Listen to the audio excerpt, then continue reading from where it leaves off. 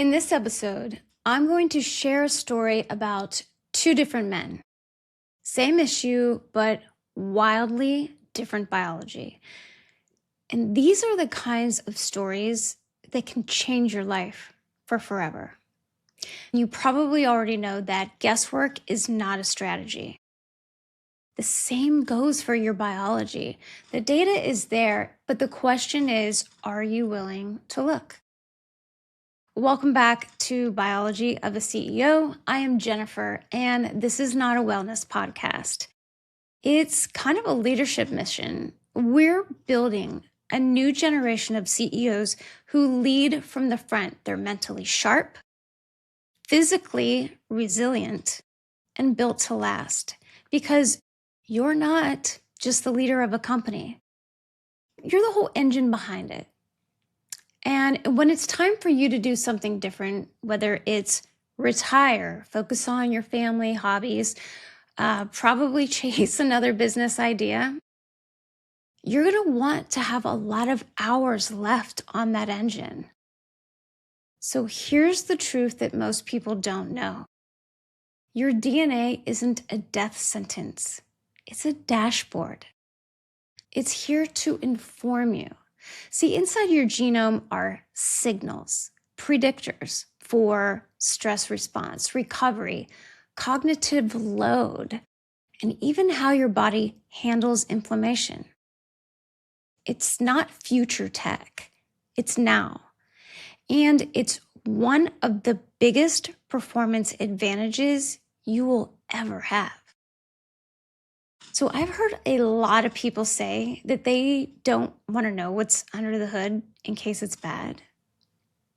And as a CEO, I mean, seriously, what if somebody told you that they didn't want to take a look at issues that might tank the company next year because they were afraid of the answer? It's ludicrous. No one would tolerate that. So why would you tolerate that for yourself? We're not talking about generic health tips. We're talking about CEO level precision. Knowing if your sleep issues are neurochemical or behavioral. Understanding your detox pathways so you can stop fighting fatigue and make disease optional. Seeing exactly how you process pressure genetically and designing your nutrition and recovery around it. Now, as CEOs, we know that we are very busy people. 55% of us report negative mental health struggles just in the last year. And that's not an anecdote, that is biology talking. I'd like to give you an example of how knowing your genomic tendencies can help you solve issues and make better decisions with your doctor. First, though, I want to make sure that you understand what genomics is. So genomics looks at the genes at a system level. So if you're running a company or a household, genes are like the individual contributors or family members. Genomics looks at how those individual contributors all work together in a department, right? So, or how a family functions as a whole. So I'm going to give an example in men. Ladies, your time is coming on another episode. However, I know you have some guys in your life, so listen to this, and it applies to everyone. So recently I was working with two different male professionals. One, a multi-million-dollar entrepreneur, and one, a senior level global director. And what they had in common were hormone issues, and more specifically, low testosterone. Now, we often think of testosterone as the muscle hormone, right? But in reality, testosterone plays a central role in how we think, feel, lead, even in women. And here's the kicker. Low testosterone is strongly linked to to mood disorders in men.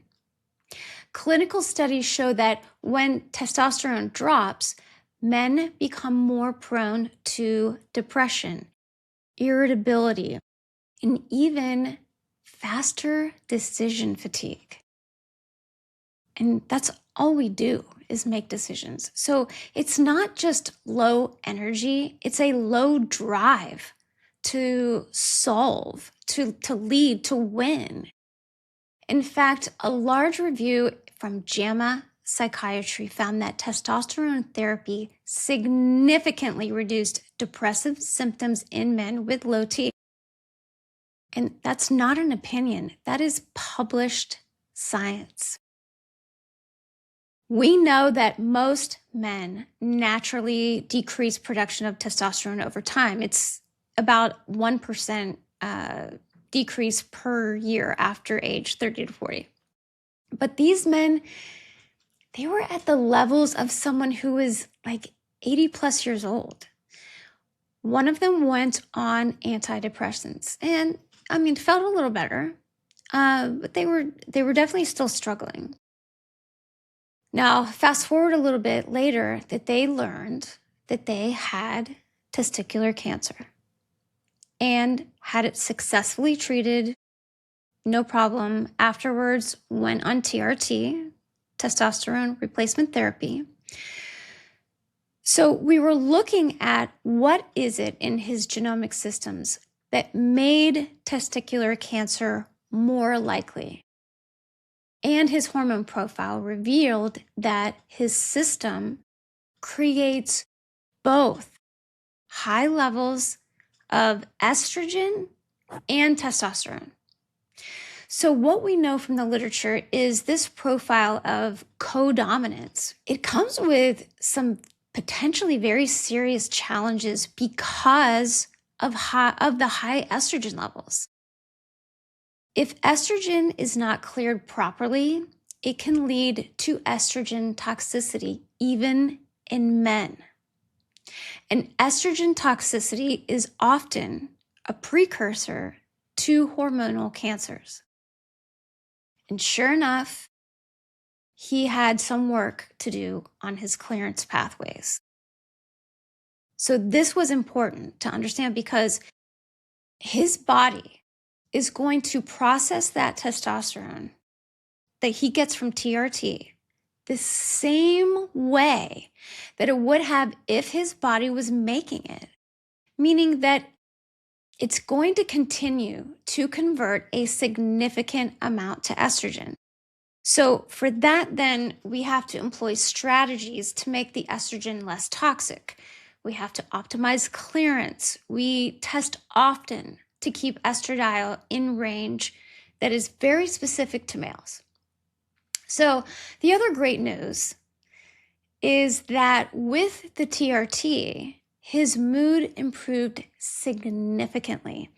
And he remarked that he wished that he had known about low testosterone levels before getting on antidepressants, because that was likely playing a significant role.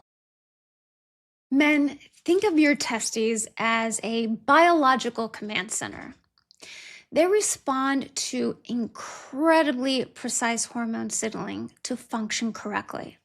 So when estrogen and testosterone signals are both cranked up and not in balance, you get cellular confusion. Now, over time, that can lead to unwanted growth, or worse, cells that start ignoring the rules. So here's an important caveat. There is no direct clinical evidence that having high testosterone sensitivity and high aromatase, which is what converts a lot of it to estrogen, causes testicular cancer outright. But the biological pathways support increased risk when estrogen levels are chronically elevated in the testes. Estrogen and androgen receptor signaling is simultaneously very strong. And then 3, cellular turnover or damage is left unchecked. Now, the other professional, when we looked at his pathways, again, he was also having low testosterone issues. We discovered that he naturally was converting more to estrogen than he was keeping as testosterone. And on top of that, he was binding up a lot of it in his blood before it was ever sent to his tissues, which is where it actually works. So it was unavailable to be sent to those tissues. So knowing this, it means that he is likely always going to have the tendency to be on the low side, and that TRT for him may make sense at an earlier age. So again, two wildly different genomic profiles, same issue, completely different root causes. So if you're feeling off, less drive, lower mood, more emotional volatility, don't dismiss it as burnout or aging. Your hormones might be out of alignment and your biology could be silently sabotaging your leadership. In your company, you wouldn't tolerate blind decisions. So why treat your body like a black box? Your DNA holds the map. You really just need someone to show you how to read it. And that is why I'm here, to help you read it, help you use that information in conjunction, with your physicians or whomever looks after your health. You've built systems to track every metric in your business. It's time. Ask yourself one question. If I had the operating manual to my biology, what would I change first? This is Biology of a CEO. We're not guessing. We're leading with data and creating a sustainable strategy. Okay, this is important.